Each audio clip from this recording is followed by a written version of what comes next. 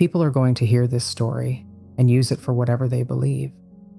Some probably already have, based on the title alone. If you clicked out of curiosity, I encourage you to stay.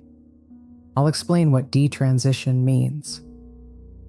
To me, my transition started with top surgery.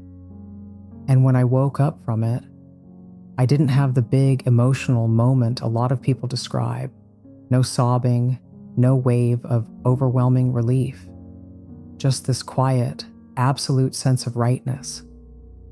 Like I'd been wearing a t-shirt backwards for years, the tag rubbing against my throat the whole time, and someone had finally just turned it around. That was the whole feeling. Simple, complete. A year later, I decided to start testosterone. I felt so settled after surgery that I wanted to keep going. I knew I didn't feel female. I figured if I kept moving in that direction, I'd eventually arrive somewhere that felt fully right. I told myself I could stop at any point if something didn't fit, and I never questioned whether I was trans. For a few years, that worked. I kept going, and I kept checking in with myself. Not out of doubt exactly, just staying honest about whether it still fit.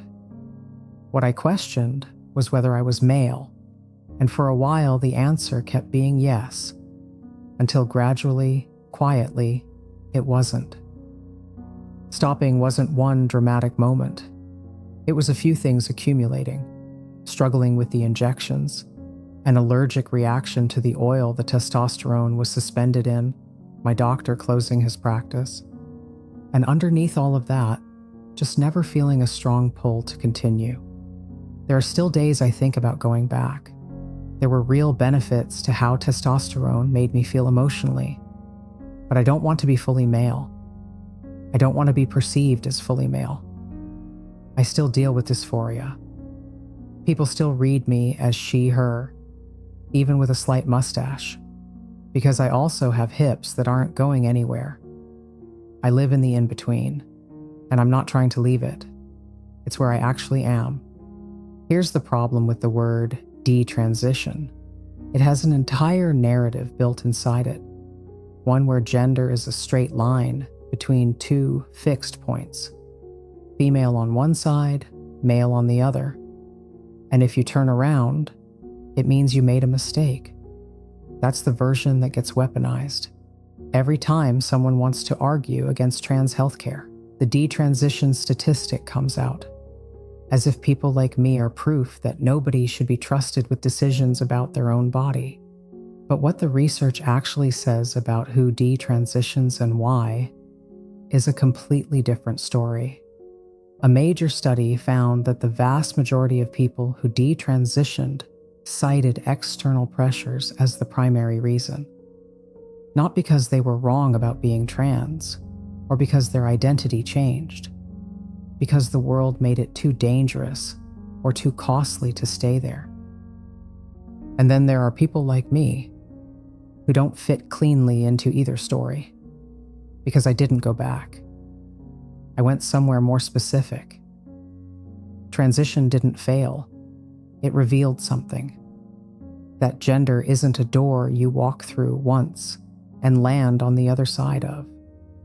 For a lot of people, it's a process of figuring out exactly where you sit on a spectrum that is so much wider than male or female. That's what gets lost when we flatten gender into two endpoints.